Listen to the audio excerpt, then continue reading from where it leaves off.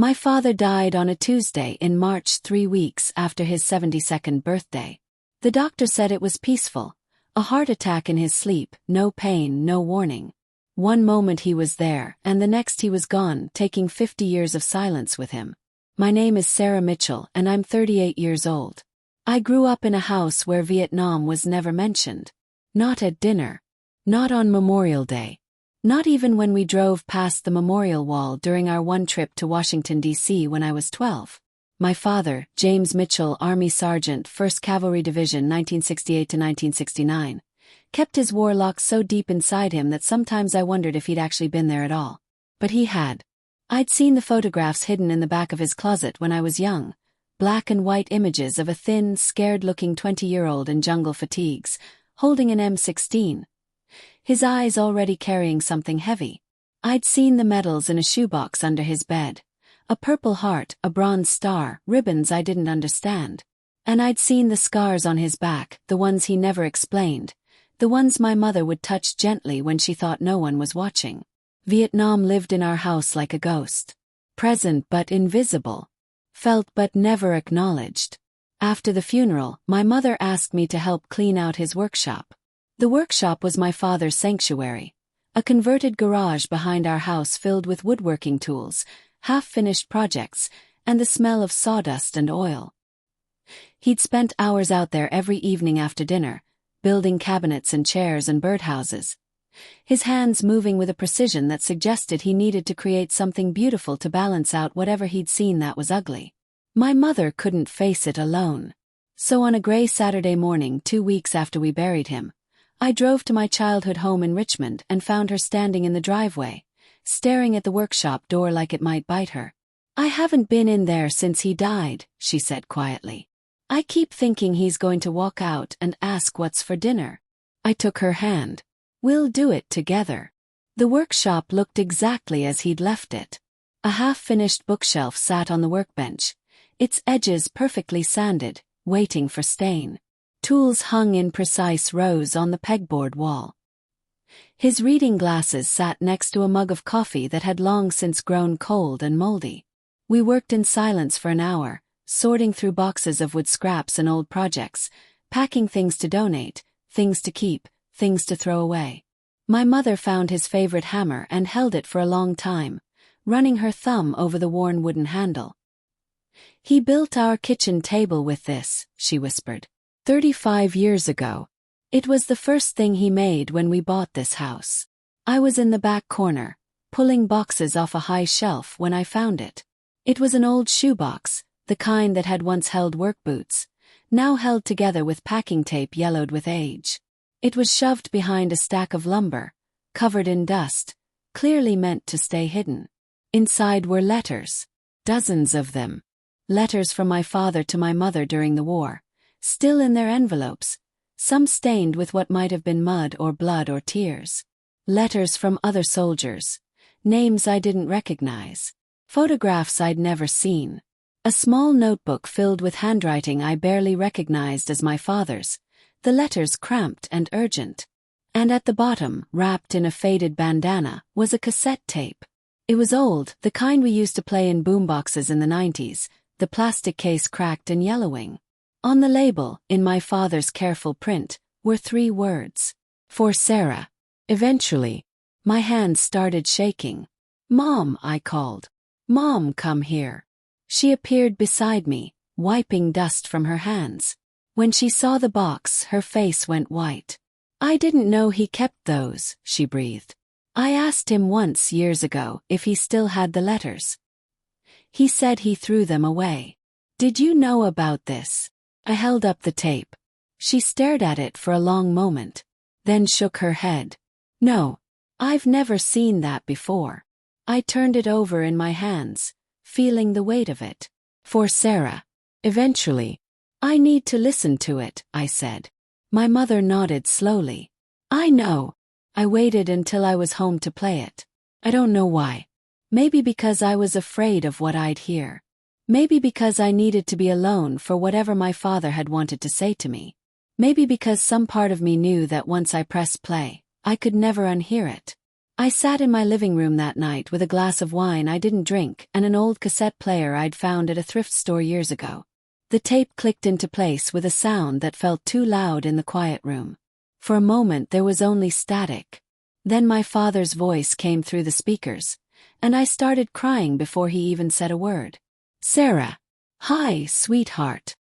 His voice was younger than I remembered. Softer, uncertain. I could hear him breathing, hear him trying to figure out what to say. It's 1995. You're 10 years old. You're upstairs doing homework, and your mom's making dinner. And I'm out here in the workshop trying to figure out how to tell you something I should have told you a long time ago. Static.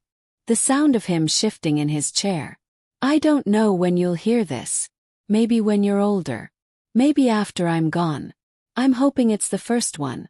Hoping I'll find the courage to give this to you myself someday. But if you're hearing this and I'm not there, then I'm sorry, baby girl. I'm sorry I couldn't say this to your face. Another pause, longer this time. I want to tell you about Vietnam. About what happened there. About why I never talked about it. You're going to have questions when you're older. You probably already do, and I owe you answers. I owe you the truth. I heard him take a deep breath. I was 20 years old when they sent me over. Just a kid from Virginia who thought he understood what war meant because he'd watched John Wayne movies and heard his grandfather's stories about World War II. I thought I was going to be a hero. I thought I was going to save the world from communism and come home to parades and gratitude. A bitter laugh. I was so stupid, Sarah. So young and so stupid. Tape crackled. I could hear him pouring something, coffee maybe, or something stronger. I arrived in Vietnam in March of 1968, right after Tet. The whole country was on fire. We flew into Tan Son Hut Air Base, and the first thing I saw when we landed was a line of body bags on the tarmac. 40 of them. 50. I lost count. They were loading them onto a plane to send them home, and I remember thinking, that could be me. That's going to be me. His voice got quieter. I was assigned to the 1st Cav, Infantry, Charlie Company. Good guys. Scared guys. We all were. The oldest guy in my platoon was 23. Most of us were 18, 19. Kids. We were all just kids. I could hear him struggling now. His voice tight with emotion. We ran patrols in the Central Highlands. Ambushes. Search and destroy missions. That's what they called them, search and destroy. Like we were pest control. Like the people there weren't people. A long silence. I thought the tape had ended, but then he spoke again. His voice barely a whisper. In July of '68, we were on patrol near Bong Sun. Small village, maybe 100 people. Intelligence said there were VC hiding there, using the village as a base. We were supposed to go in, search for weapons, question the villagers. Standard operation. I heard him swallow hard. But when we got there, Sarah, there were kids. Kids your age. Younger. Old men and women who could barely walk. No weapons. No soldiers. Just farmers trying to survive. His voice broke. Our lieutenant, he was 22 years old, fresh out of officer training. He was scared. We were all scared. And when one of the old men moved too fast, reached for something, the lieutenant thought it was a weapon. He opened fire. I pressed my hand over my mouth, tears streaming down my face. And then everyone was shooting. Everyone. It was chaos. Screaming. People running. And when it was over, he couldn't finish. I could hear him crying on the tape. This man who never cried. This man who kept everything locked inside. Finally breaking after 27 years. 14 people died that day, Sarah. Civilians. Innocent people. And I was there. I was part of it. I fired my weapon. I don't know if I hit anyone. I pray to God I didn't, but I was there. I was part of it. The tape hissed in the silence that followed. They called it a tragedy. An accident. Friendly fire on civilians. They investigated for 3 days and then buried the report. Told us never to talk about it. Told us it was classified, that discussing it would endanger national security and ongoing operations. But I knew the truth.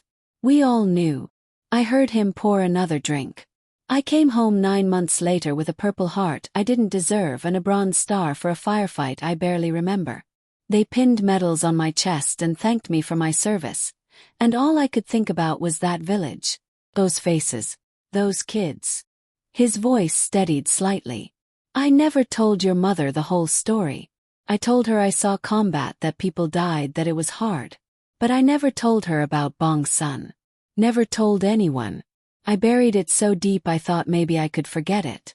Thought maybe if I didn't talk about it, if I just focused on building a good life, being a good husband, a good father, maybe I could make up for it somehow.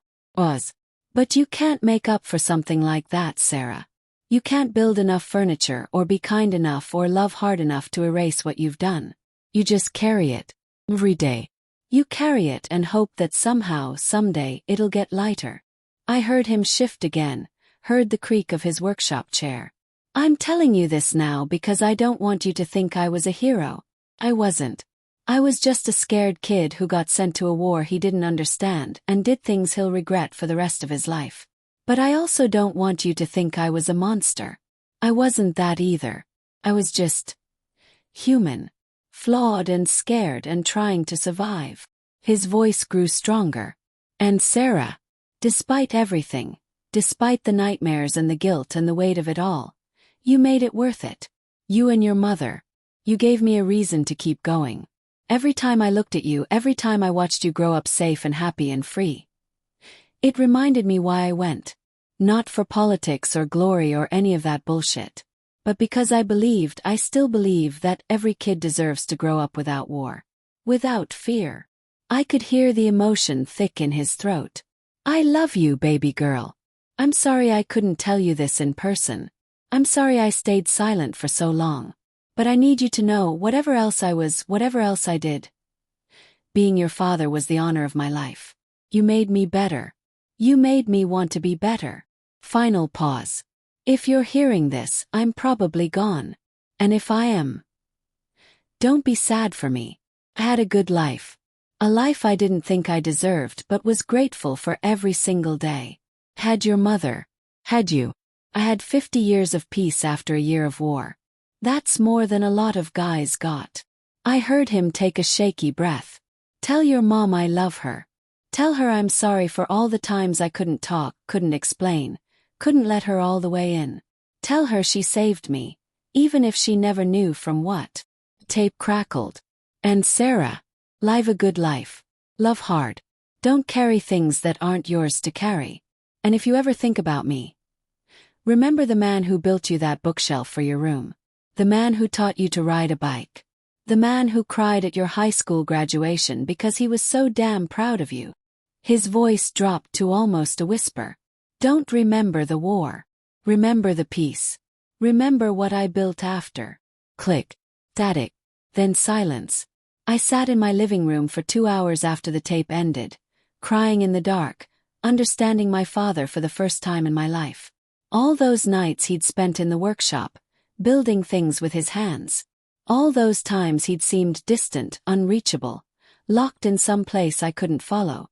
All the questions he'd never answered, the stories he'd never told, the war he'd never brought home.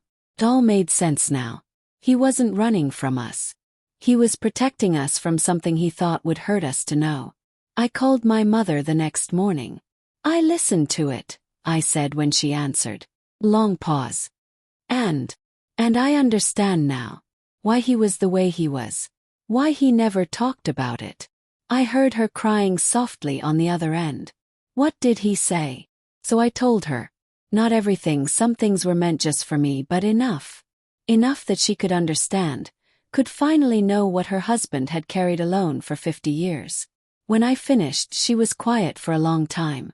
I always knew there was something, she said finally. Something he couldn't tell me. I used to lie awake at night listening to him have nightmares, listening to him say names I didn't recognize, and I knew. But I never pushed. I figured when he was ready, he'd tell me. He wanted to protect you, I said. Both of us. I know. Her voice broke. I know he did. And I love him for it. But God, Sarah, I wish he'd known he didn't have to. I wish he'd known I'd love him anyway. No matter what. I think he did know, I said gently. That's why he stayed. That's why he built that life with you. A week later I went back to the workshop. My mother had left it exactly as we'd found it. She couldn't bring herself to change anything yet. I sat in his chair, surrounded by his tools and his projects and the smell of sawdust that reminded me of childhood. And I understood something my father had been trying to tell me my whole life without words. You don't heal from trauma by talking about it. Sometimes you heal by building something. By creating beauty where there was destruction. By choosing every single day to be more than the worst thing you've ever done. My father never spoke about Vietnam because he didn't know how. Because the words didn't exist for what he'd seen and done. Because silence felt safer than truth. But he spoke through everything else. Through the furniture he built. Through the life he created. Through the love he showed even when he couldn't show all of himself. I found the half-finished bookshelf on his workbench, the last thing he'd been building before he died. It was beautiful even unfinished. Careful joints. Smooth edges. The kind of craftsmanship that comes from hands that know what they're doing. I decided to finish it. It took me 3 months, working in his workshop every weekend, learning to use his tools the way he'd used them. My mother would bring me coffee and sit quietly while I worked, and sometimes we'd talk about him. Not about the war. About everything else. The man he'd been. The father he'd tried to be. The life he'd built from ashes. When the bookshelf was done, I brought it home and put it in my living room. I filled it with books, some his, some mine. Books about war and peace, trauma and healing, fathers and daughters. And on the top shelf, in a place of honor, I put the cassette tape in its cracked plastic case. My father never spoke about Vietnam while he was alive. But in death, he finally found his voice. And I finally understood what he'd been trying to tell me all along. That we're all more than the worst things we've done. That silence can be its own kind of strength. That love doesn't require perfect understanding, just persistent presence. That sometimes the bravest thing a soldier can do is come home and choose to live. My name is Sarah Mitchell. My father was James Mitchell, Army sergeant, woodworker, husband, father, a man who carried Vietnam in his bones but refused to let it define him. This is his story. And now, finally, I can tell it.